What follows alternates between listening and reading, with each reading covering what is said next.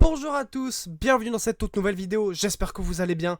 Aujourd'hui les amis, on se retrouve pour la rétrospective de la liste de Deschamps qui vient à peine de tomber. Je vais lister les joueurs qui ont été appelés et quand ça me va pas, je vais le dire et je vais proposer un joueur que j'aurais pu appeler à la place. Voilà, donc j'espère que cette petite vidéo les amis va vous plaire.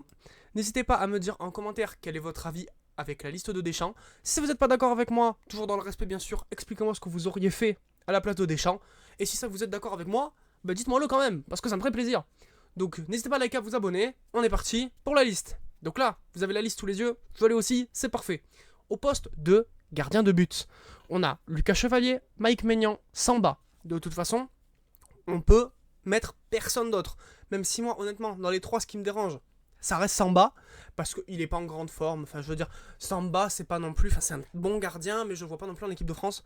Après, de toute façon, tu peux mettre personne d'autre à la place de Samba. Areola a pas le niveau, et il n'y a pas vraiment de gardien. Il y avait Ilan Meslier à l'époque, mais bon, là, maintenant, il est tombé dans le fin fond avec Leeds, donc franchement, tu peux plus rien mettre. C'est vrai, tu peux plus. Donc, on va passer pour cette étape des gardiens. Les défenseurs, Lucas Digne, Malo Gusto, Lucas Hernandez, Théo Hernandez, Ibrahima Konaté, Koundé, William Saliba et Dayo Upamecano. Alors, ce qui me dérange dans cette liste, je dirais Théo Hernandez. Pourquoi Théo Hernandez ? Parce qu'il est en baisse de vitesse. Ces derniers matchs avec Milan et même l'équipe de France, honnêtement, depuis son départ en Arabie Saoudite, ça va plus.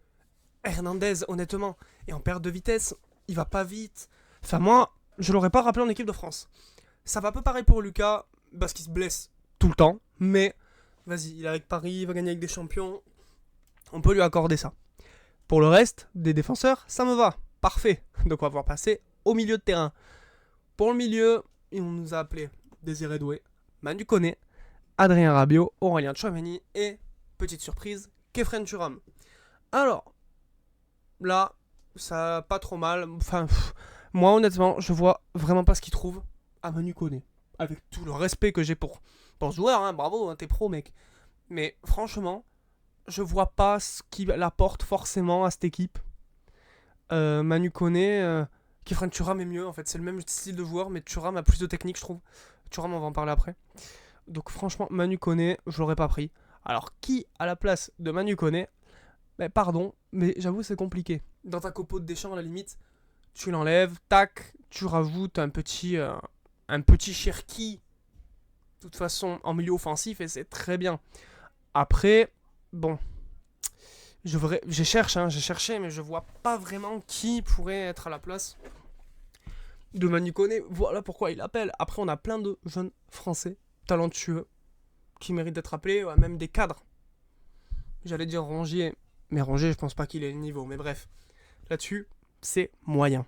On va quand même passer au petit nouveau. Enfin, pas nouveau parce qu'il a déjà été appelé en 2023, mais Khéphren Thuram. Alors Khéphren Thuram, je pense qu'il malgré tout, il mérite d'être appelé.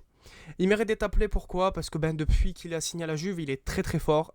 Bon, efficace non, mais là vous avez vu sa carrière.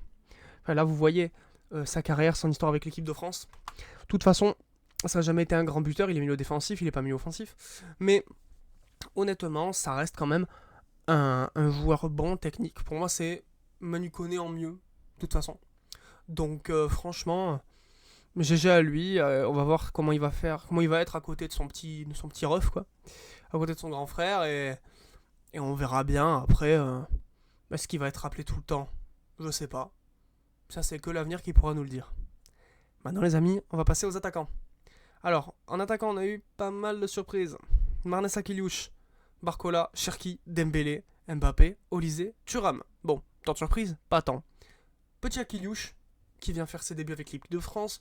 Akiliouche, on le rappelle, Monaco, très fort, espoir, on pensait qu'il allait être appelé au dernier Euro, au dernier rassemblement, il n'a pas été, bon là il est, tant mieux pour lui. Après, moi dans cette liste d'attaquants, ce qui me dérange, c'est Marcus Thuram. Pardon, encore une fois, mais Marcus Thuram, personnellement, je le trouve pas bon. Je trouve qu'il avance pas.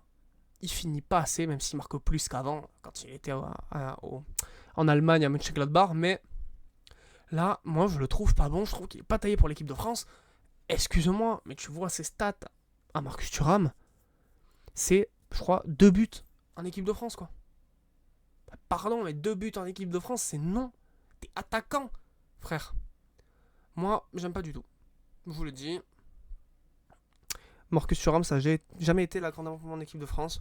J'aurais plus apprécié s'il nous avait fait des dingueries, il en a pas fait. Donc bon, voilà, évidemment, vous allez me dire, à la place de qui Marcus Thuram. Eh ben Hugo Ekitike, les gars. C'est pas compliqué à comprendre. Hugo Ekitike, qui est bon, était pas forcément au top. On aurait pu penser il y a 3 ans, jamais je pensais qu'il avait la possibilité d'être appelé en équipe de France. Je pense que Deschamps attend un petit peu qu'il continue la saison pour voir si c'était juste un coup d'un match ou deux au début, tu vois. Mais bon, là, vous voyez quand même sa carrière. Il a 3 matchs en 3 buts avec. Il a 3 buts en 3 matchs avec Liverpool, pardon. Mais là, il s'est réveillé à Francfort. Après l'équipe de France, espoir, il a pas beaucoup joué, mais 5 matchs, 5 buts. Voilà, c'est pas compliqué. Et puis il mérite un petit peu. Je trouve qu'il a plus cette explosivité. Il a plus, tu vois, ce boost que Thuram, moi, je le trouve lourd. Voilà. Après, ça fait marrant. Hein, t'as les 2 frères Hernandez, t'as les 2 frères Thuram, mais bon. Hein, dans chaque fratrie, t'en as un des deux que moi, je veux pas en équipe de France. Mais bon, c'est pas grave, hein, bien entendu. Voilà, ça reste mon avis. Donc, les gars, on a débriefé cette petite compo, cette petite liste de Deschamps. J'espère quand même, les gars, que ça vous a plu. Malgré tout, n'hésitez pas à donner votre avis en commentaire, c'est très important. On rappelle que la France jouera les qualifications pour la Coupe du Monde 2026. On espère y être quand même. Mais bon, je pense que là-dessus, il y aura malgré tout pas de problème. On affrontera le 5 septembre l'Ukraine. Voilà, on partira en Ukraine. Et on recevra le 9 septembre à 20h45 l'Islande. Voilà, ce sera les 2 premiers matchs de la prépa. Donc de la prépa des qualifs. Donc les amis, j'espère que cette petite vidéo rétrospective de la liste de Deschamps vous a plu. N'hésitez pas à liker, à vous abonner, c'est très important pour le développement de cette chaîne. Moi je vous dis à la prochaine, c'était MyTixFoot. Portez-vous bien. Ciao.